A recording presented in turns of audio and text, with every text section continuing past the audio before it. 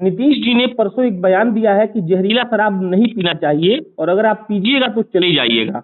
एक मुख्यमंत्री का ऐसा बयान कैसा? नहीं, मुख्यमंत्री जी का एक अपील बिहार के जनता से है कि भाई इस तरह से गांव के स्तर पर जहरीली शराब पीने से जान जा रही है। जहरीली शराब का सेवन नहीं करें। ये जहरीली शराब खतरनाक है जिसे आए दिन ये जान जा रही है। ये जो आवाज आपने सुनी ये बैकुंठपुर के पूर्व विधायक मंजीत कुमार सिंह की थी।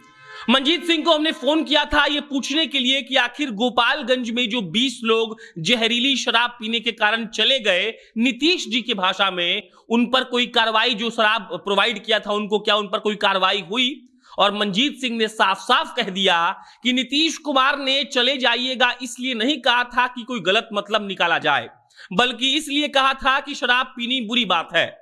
और जब हमने मंजीत कुमार सिंह से पूछा कि ये बताया जाए कि आखिर शराब बेच कौन रहा है, तो मंजीत सिंह ने कहा कि सरकार लगातार ये प्रयास कर रही है कि उनका पता लगाया जाए। मंजीत सिंह ने सरकार के फेवर में ये कहा कि जब से शराबबंदी यानी कि 2016 से जब शराबबंदी लागू की गई थी तब से शराब बेचने वालों पर लगातार कार्रवाई की जा रही है, उनके गाड़ियों का निलंबन हो रहा है, उनकी जो संपत्ति है वो जब्त की जा रही है, उनकी गिरफ्तारी हो रही है। और तब मैंने जब उनसे पूछा कि फिर 85 लोग इस साल में कैसे मर गए, तो मंजीत सिंह कहते हैं कि इसका पता पुलिस और प्रशासन लगाएगी और जो भी दोषी है उसको नहीं बख्शा जाएगा। अब नमस्कार, मेरा नाम प्रशांत राय है और आप जनता जंक्शन देख रहे हैं। सुनिए कि आखिर बैकुंठपुर के पूर्व विधायक मंजीत सिंह यानी कि जो अभी जदयू के उपाध्यक्ष भी हैं, वो उन्होंने हमसे फोन पर क्या कहा। खबर मिली थी कि वो 20 लोग मर गए, तो उसमें बाइट लेना ये चाह रहे हैं सर हम कि मंत्री लोग कह रहे हैं कि विपक्ष का ये चाल है, और एक विपक्ष ये सवाल पूछ रहा है मंजीत जी की अगर नीतीश जी के पास या फिर जदयू और एनडीए के पास पुलिस बल है तो वो क्यों नहीं पकड़ रहे हैं, तो इस पे क्या कहना है आपका? नहीं, जो लोग गांव में शराब, जहरीली शराब का कारोबार कर रहे थे, तो जिससे बहुत ही दुखद और दुर्भाग्यपूर्ण घटना घटी और लोग उसके सेवन से मरे, मेरी पूरी संवेदना उन लोगों के प्रति है। जी। और जो लोग इस कारोबार में संलिप्त थे, कुछ लोग उसमें पकड़े गए और बहुत जगह छापामारी भी चल रही है, उन लोग भी जल्दी गिरफ्त में होंगे।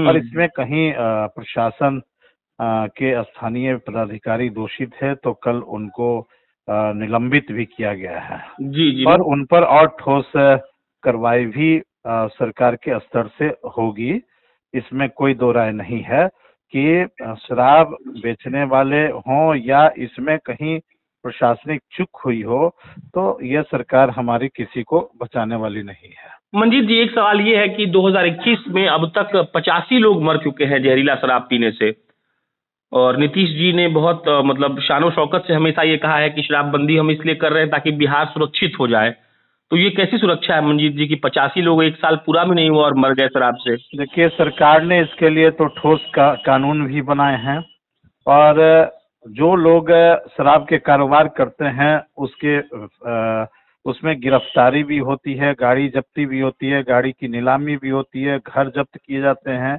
कड़े से कड़े कानून बनाकर इसका हो रहा है, अनुपालन भी किया जा रहा है। इसको रोकने के लिए सरकार कहीं पीछे नहीं है।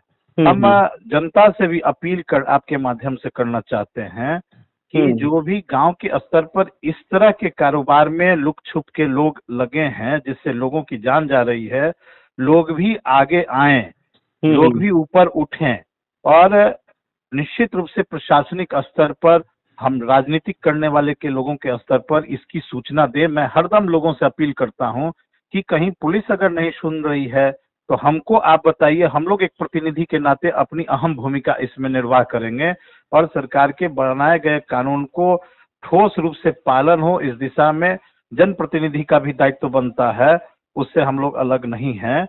सुन लिया आपने, अब आपको एक बात याद दिलाते हैं। मंजीत सिंह ने कहा कि अगर पुलिस और प्रशासन इस बात को खोजने में नाकाम हो रही है कि गांव में, पंचायत में कौन जहरीला शराब बेच रहा है, तो जनता हमें बताए और हम पब्लिक फिगर होने के नाते उसको पुलिस प्रशासन तक हवाले पहुंचाएंगे। मतलब पुलिस प्रशासन को जाके बोलेंगे कि फलना आदमी शराब बेच रहा है। अब मेरा सवाल यह है कि मंजीत जी और जदयू के नेता लोग, कोई भी गरीब आदमी शराब नहीं बेचता है, और जो लोग शराब बेचते हैं वो गुंडे होते हैं। तो अगर गुंडा से कोई पंगा लेगा तो उसका क्या हश्र होगा आपके इस सुशासन के सरकार में, ये आप भी जानते हैं। ये आप भी जानते हैं कि कैसे दारू वाला आपके पुलिस कांस्टेबल को घसीटता हुआ स्कॉर्पियो से टोल के बाहर तक ले जाता है और कुछ भी नहीं होता है। ये आप भी जानते हैं कि 2016 से जिस राज्य में शराबबंदी है, 5 साल बीत गए, वहां 1 साल अभी पूरे नहीं हुए और 85 लोग मर गए। ये गोपालगंज में पहली बार नहीं है जब लोग मरे हैं। इससे पहले भी खजुरवारी में हत्याकांड हुआ था, जिसका मूल विषय था शराब। आप उसे जहरीला शराब बोल लीजिए। अभी उसका 5 मार्च 2021 को जजमेंट आया था, जिसमें लोगों को फांसी हुई और उम्र कैद की सजा सुनाई गई थी। लेकिन सवाल जस का तस बना हुआ है कि आखिर जब बिहार में शराबबंदी है तो शराब कहां से आ रहा है। अभी आपने एक खबर सुनी होगी कि कैसे जो पंचायत में भट्ठी है उसको तोड़ने के बारे में प्रशासन झूठ बोल रही है। और उसके बाद खबर यह है कि नीतीश कुमार ने एक बार कहा था कि अगर किसी पंचायत में शराब मिलेगा तो वहां के मुखिया को हम लोग अरेस्ट कर लेंगे। तो सवाल यह कि आपने कितने मुखिया लोगों को अरेस्ट किया। सवाल यह कि बेतिया के दिन, दिवाली के दिन जिसके घर दीप नहीं जला, उसका जिम्मेदार आपका पुलिस प्रशासन है कि नहीं। सवाल यह कि आपके पुलिस प्रशासन के लोग कितने घूस लेते हैं कि शराब नहीं पकड़ते हैं। सवाल यह कि मंच पर पत्रकारों के सामने आप खड़े होकर हंसकर ठिठोली करते हुए कहते हैं कि शराब पीजिएगा तो चले जाइएगा। तो सवाल इस बात का जवाब आप दीजिए कि बड़े बड़े शहरों में, विदेशों में जो शराब पीता है वो मरता क्यों नहीं है। अगर आप में शराबबंदी का कुव्वत नहीं है तो शराब खोल दीजिए, और अगर कुव्वत है तो शराबबंदी को सही से लागू करिए। नहीं है तो आपको इससे पीछे हटना चाहिए, अपनी हार स्वीकार करनी चाहिए। लेकिन गोपालगंज के वो 20 लोग, मुजफ्फरपुर के वो 10 लोग, बेतिया के वो 13 लोग, उन्होंने क्या गलती की थी, आपको इसका जवाब देना पड़ेगा। और अगर आप शराब बेचने वालों को नहीं पकड़ रहे हैं तो आप गुमान से ये बात नहीं कह सकते हैं कि बिहार में शराबबंदी सफल रहा। बाकी इस पर कोई अन्य अपडेट आएगा तो आपको हम बताएंगे। मेरा नाम प्रशांत राय है, कैमरे के पीछे ओम प्रकाश खड़े हैं। बहुत बहुत धन्यवाद।